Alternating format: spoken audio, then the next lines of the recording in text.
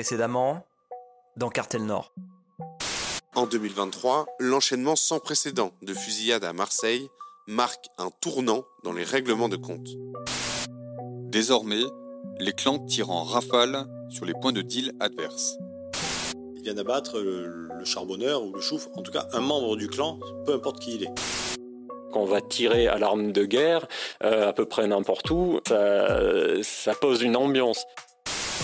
Comme dans le trafic de stupéfiants, on observe une sorte de taylorisation du règlement de compte de la fusillade.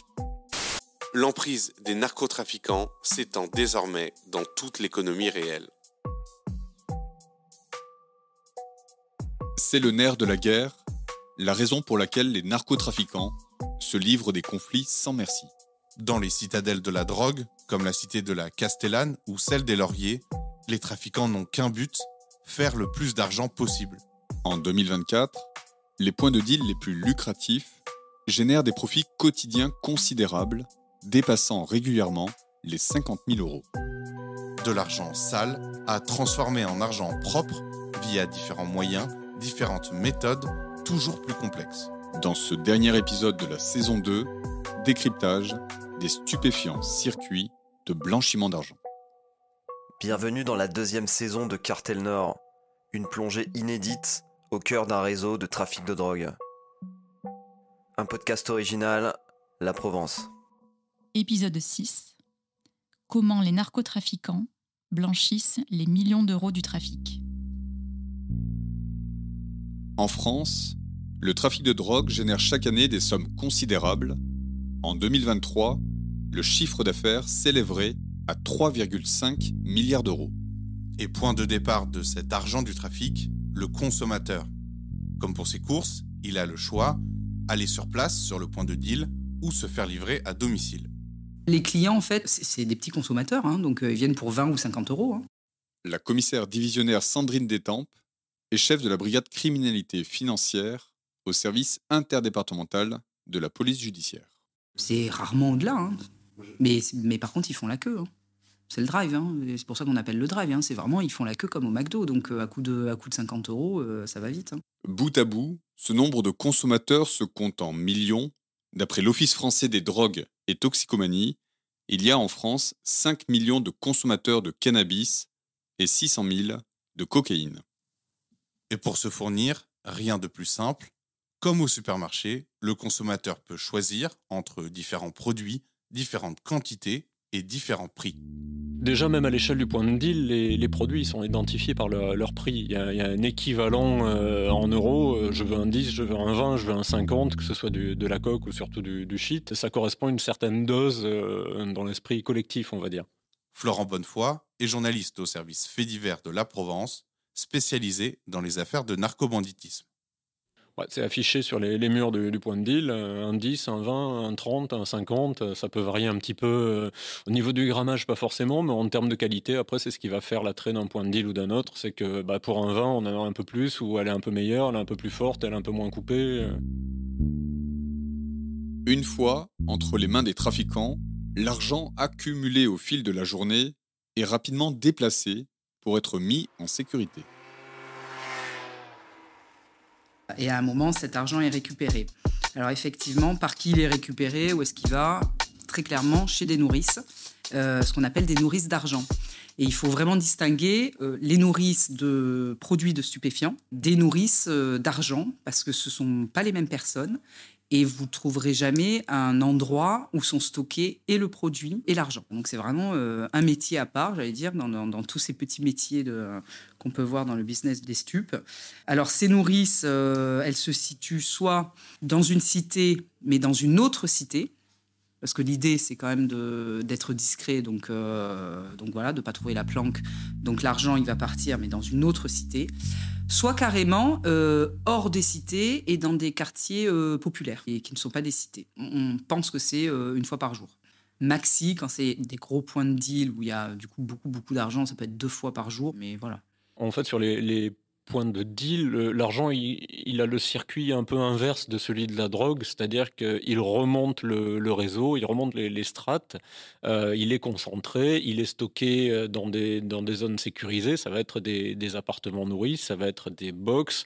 Plus on remonte le réseau et plus l'argent est éloigné et concentré. Donc ça va finir dans des box où on va avoir des sacs de sport où il a été recompté, il a été mis sous cellophane, il a été conditionné pour être exporté, comme la drogue, mais dans le sens inverse. Comme pour une véritable entreprise, sur les points de deal, il faut distinguer le bénéfice du chiffre d'affaires.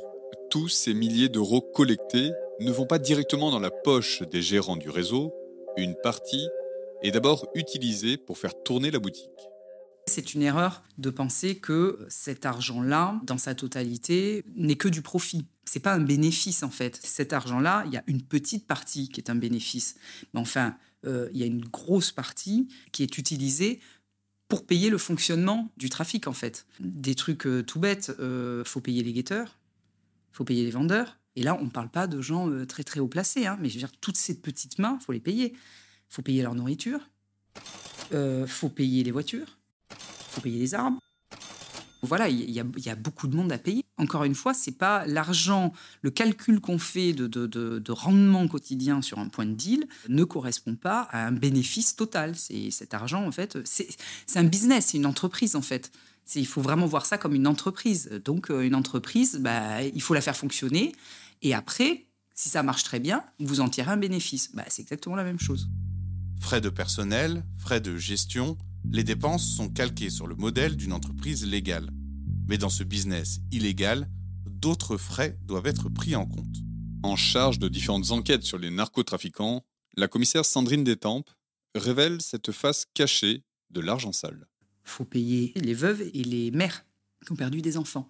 En fait, on s'est rendu compte que quand il y avait une mort violente, un jeune qui était abattu, parce qu'il était dans le trafic de stupes et abattu par l'équipe adverse, l'équipe dont il faisait partie, le clan dont il faisait partie, rémunère la veuve s'il était marié, la mère si c'est un jeune de 20 ans, il y a de l'argent qui leur est versé. Alors c'est soit dédommagement, soit... en fait, ça achète aussi la... Alors je ne pense pas que ça soit par vertu, c'est pour calmer la vie dans la cité et avoir cette espèce d'aura qui fait on s'occupe de tout, quoi. Il est mort pour nous, mais par contre, on va faire en sorte que vous ne manquiez de rien. Alors, c'est pas un niveau extraordinaire. Ça compense la perte de cette personne et l'argent qu'il pouvait ramener à la maison. Cet argent aussi, il sert à faire cantiner les copains qui sont en prison. C'est vraiment, quand on parle d'une entreprise, parce que les copains qui sont en prison, c'est les copains qui sont du trafic de stupes. Donc, à un moment, il faut leur envoyer de l'argent toutes les semaines en prison. Il vient de là aussi. Cet argent, il sert à ça aussi. Donc, encore une fois, il ne faut pas se dire, tiens, il y a 1 million de générés, qu'est-ce qu'ils font de ce 1 million? C'est que du bénéfice. Non, une grosse partie où ça va être utilisé pour le fonctionnement de la pseudo-entreprise. Une fois les frais fixes payés, il reste donc le bénéfice. Sur un point de deal, ce bénéfice peut atteindre en une semaine plusieurs centaines de milliers d'euros. Pour les narcotrafiquants, l'objectif est alors simple, blanchir cet argent sale. Et pour le rendre propre, le plus évident, c'est de le dépenser directement. Ils dépensent beaucoup d'espèces. Donc ça, il faut le savoir. C'est-à-dire que... mais vraiment beaucoup. Et des fois, ça n'a aucun sens, en fait. C'est-à-dire que la dernière fois, c'était donc sur écoute, on s'est aperçu qu'une personne avait dépensé 8 000 € en 2 jours. Donc, ça va très, très vite, en fait. Mais parce qu'il était allé jouer, il était allé au resto, il en avait eu pour je sais pas combien, une nuit d'hôtel dans un palace. Donc, ils aiment la belle vie, quand même. Ils aiment la belle vie. Ils achètent et ils dépensent énormément dans les produits de luxe. Alors là, c'est une constante. Dans les perquisitions financières qui sont à un certain niveau, vous retrouvez environ une 50aine de sacs de luxe, avec des sacs qui valent plusieurs dizaines de milliers d'euros. Vous retrouvez 80 paires de chaussures. Et en fait, ce qui est assez amusant, c'est que vous avez des chaussures qui sont dans les boîtes qui sont même pas utilisés. Donc on est vraiment dans l'achat pour avoir cette notion de pouvoir, de pouvoir factice, mais enfin pouvoir quand même, ils ont l'impression, par l'argent, et je claque, j'achète ce que je veux, et j'accumule. Et vous arrivez des fois, alors c'est assez amusant, on a fait des perquisitions dans des appartements qui franchement on payait pas de mine. Alors par contre, produits de luxe, c'était incroyable tout ce qu'on pouvait trouver. Tout ça pour vous dire que avant le blanchiment, il y a déjà aussi ce claquage de fric pour des futilités. Des dépenses inconsidérées mais limitées. En France, au-delà de 1 000 €, tout achat en cash doit être contrôlé. Pour contourner cette limite, autre solution, faire voyager l'argent dans d'autres pays. Cet argent, en fait, soit dans la façon la plus basique, il va être transporté. Donc là, du coup, on a les transporteurs qui vont essayer de passer les frontières. Algérie, Maroc, Turquie. Et là, pour le coup, on est sur le truc classique. C'est-à-dire que c'est dans des sacs, c'est sur eux, voilà, et ils vont essayer de transporter l'argent et qu'il aille dans d'autres pays. Ça, c'est le côté le plus basique. C'est quand même des volumes considérables. Et donc, on distingue un premier moyen qui est un peu naturel, c'est celui de prendre cet argent, de le mettre dans sa valise et de partir à l'étranger, dans des endroits où on est un peu moins regardant sur l'origine des fonds, où on peut payer des sommes considérables avec du liquide sans attirer le soupçon. Je pense à certains pays du Golfe, Dubaï en premier lieu, certains pays du Maghreb, où les choses peuvent se passer assez simplement, où vous sortez vos liasses de billets, vous achetez des bijoux, des montres de luxe, des voitures, sans problème. Et dès lors que vous avez transformé cet argent liquide en bien autre, c'est déjà une première partie du blanchiment. Vous avez une facture, vous avez ce bien que vous pouvez revendre derrière. C'est le moyen le plus simple. Le problème de ce moyen, c'est qu'il implique un transfert physique de l'argent. C'est-à-dire que vous devez prendre l'argent comme la drogue, mais dans le sens inverse. Vous devez prendre l'argent, le mettre dans votre valise, prendre l'avion avec, ou le bus ou le bateau, et vous risquez forcément en passant la frontière d'être contrôlé et d'être interpellé, parce que à partir de 10 000 € en liquide, vous allez avoir des problèmes avec la douane, par exemple.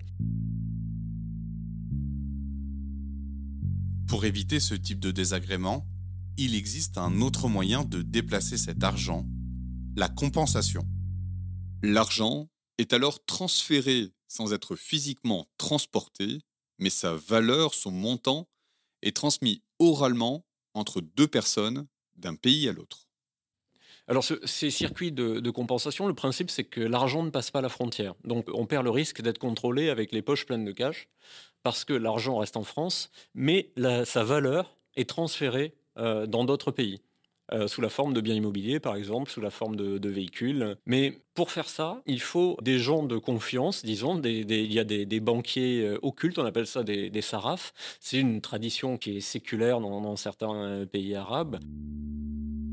C'est un petit peu comme des banques centrales qui garantissent leurs prêts par des stocks d'or. Eux, leur valeur, c'est la réputation. C'est quelque chose qui se fait de génération en génération. Il y a une confiance en ces gens-là. Et donc, ça se fait quasiment sur une poignée de main. Le Sarraf récupère l'argent en France et immédiatement, la valeur de cet argent dématérialisé, elle réapparaît de l'autre côté de la frontière dans un pays sous la forme, par exemple, de terrain au Maghreb. La compensation, c'est assez répandu, encore une fois, pas forcément avec de l'argent sale provenant du trafic de stupes.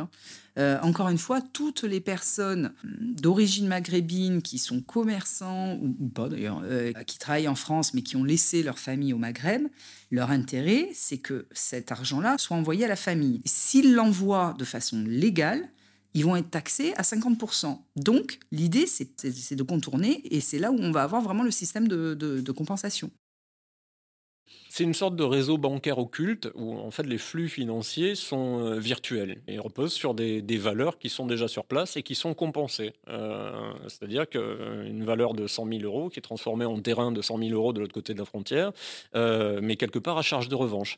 Et c'est l'équilibre des comptes, il est garanti par ces personnes-là qui ont une réputation et dont la confiance permet à elles seules de faire tourner le réseau. Avec ce système, reste tout de même une question. Que devient l'argent des points de deal qui ne s'est pas déplacé ? Là aussi, les narcotrafiquants ont pensé à tout. L'argent est injecté discrètement dans l'économie réelle via certains commerces de rue.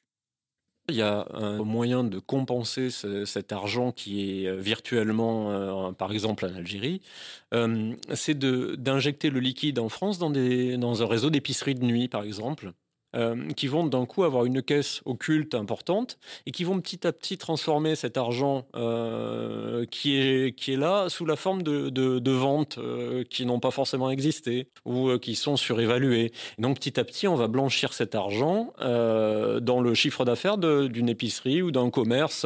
C'est comme ça que parfois vous voyez beaucoup de commerces clinquants avec un personnel foisonnant et il n'y a jamais personne. Vous n'avez jamais un client dans certains bars, dans certains commerces, parce que si vous en tenez au livre de compte, le commerce est un succès, mais dans la réalité, il ne se passe rien du tout. Et en fait, ça se traduit physiquement par cet argent liquide qui est là de façon discrète, qui rentre quand même dans la caisse, mais pas par des clients. Devenu ainsi légal via ce système de l'épicerie, l'argent est rentré dans le circuit de l'économie réelle. C'est un exemple des méthodes de blanchiment, mais il y en a d'autres, comme l'achat de voitures de luxe. Il y a beaucoup d'appétence pour certains véhicules de marque allemande en Algérie, avec des gens qui vont importer ces véhicules d'Allemagne. Ces véhicules vont être achetés avec de l'argent qui en fait est resté en Europe, en France, mais qui a déjà été compensé sous la forme de terrain ou de biens en Algérie. Et donc l'argent va circuler finalement sous la forme de voitures qui vont être importées, mais qui n'ont pas été payées par le trafiquant de drogue, mais par une tierce personne. Printemps 2023, une affaire judiciaire révèle au grand jour une autre méthode de blanchiment d'argent sale autour d'Aix-en-Provence. Entre 2017 et 2023, près de 45 millions d'euros auraient été blanchis. Cette fois, pas de banquier occulte, pas d'épicier. Les narcotrafiquants se sont directement alliés avec des acteurs haut placés de l'économie réelle. Florent Bonnefoy nous décrypte cet ingénieux système. On va prendre un exemple.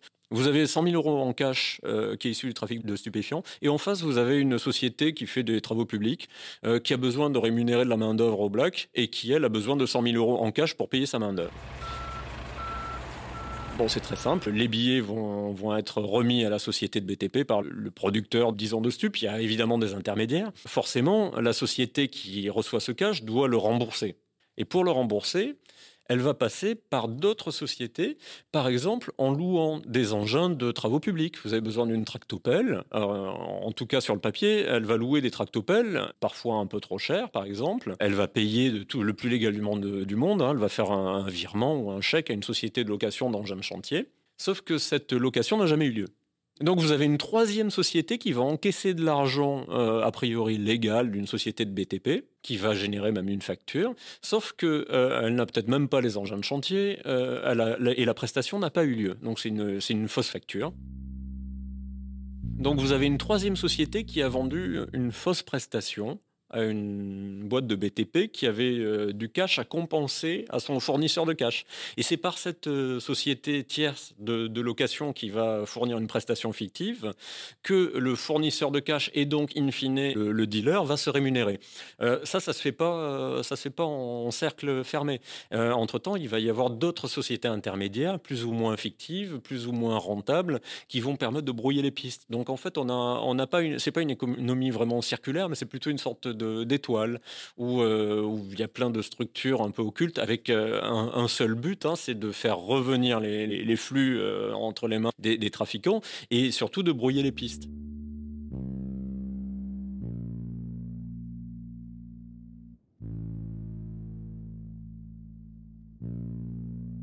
Pour avoir eu sur écoute des mises en cause qu'on suivait, qui blanchissaient, qui étaient vraiment là pour le coup sur espèces contre virement, voilà, qui voulaient bancariser l'argent. C'est impressionnant. C'est des gens qui n'ont pas fait d'études. Hein. C'est impressionnant comment ils se souviennent de tout, qui font des pourcentages, parce qu'elle est comme à chaque fois. Hein, ils font des pourcentages. Tu dois un tel à un tel. Oui, mais je devais à cette personne. Bon, bah d'accord. Bah, du coup, tu lui devras plus que ça. C'est vraiment quelque chose qui a marqué tous les enquêteurs. C'est-à-dire que nous, on était perdus. Et on ne sait pas, eux, comment s'y retrouver. Ils s'y retrouvaient dans leur compte. C'est impressionnant. C'est vraiment... on a l'impression que c'est inné, quoi. nous-mêmes, on s'est dit, mais c'est pas possible. On a l'impression qu'ils ont fait école de commerce. C'est comment ils s'y retrouvent. Et en fait, ils s'y retrouvent sur des schémas qui étaient complexes. C'est-à-dire qu'il y avait vraiment une multitude de personnes, de sociétés, et au final, ils s'y retrouvent. Impressionnant, c'est impressionnant. Donc, après, savoir comment ils s'y retrouvent, nous, on ne sait pas comment ça paraît très simple pour eux, mais faut vous dire que nous, notre enquêteur des impôts, il avait du mal à suivre. Face à ces réseaux de blanchiment d'argent de plus en plus complexes et élaborés, la brigade financière de la police judiciaire adapte ses méthodes d'enquête. Il y a une nouvelle approche qui a été développée ces derniers mois, ces dernières années. C'est-à-dire qu'on va suivre l'argent comme on suivrait du produit stupéfiant. Parce que, en fait, l'argent liquide au niveau du point de deal et jusqu'à un certain niveau du trafic, ça reste quelque chose qui se suit. On peut monter la filature d'un collecteur d'argent comme on monte une filature sur un ravitailleur de drogue.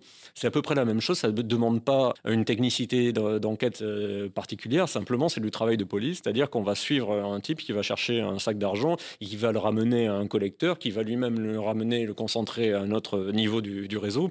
Donc, ça permet des saisies importantes jusqu'à ce que l'argent physique disparaisse, c'est-à-dire jusqu'à son blanchiment.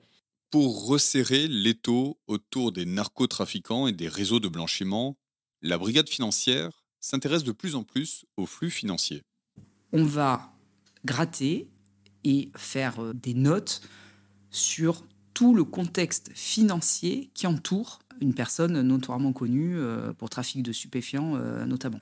Et en fait, plus on a de renseignements financiers, plus on s'aperçoit qu'ils se recoupent avec le renseignement criminel, que ce sont deux mondes différents mais qui se rejoignent. Et ça, en fait, c'est une nouvelle façon de travailler, en fait. C'est vraiment de travailler sur ces deux pans. Un criminel, deux financiers.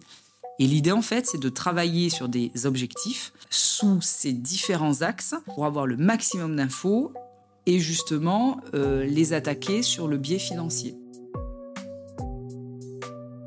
Avec plus de 3 milliards d'euros de chiffre d'affaires officiel par an, le trafic de drogue en France atteint des sommets. Face à ce trafic hors norme, la police multiplie les actions et les démantèlements de réseaux. Dans la saison 3, Cartel Nord révèle les coulisses d'une enquête sans précédent. Cartel Nord est un podcast original La Provence. Retrouvez tous les autres podcasts sur laprovence.com.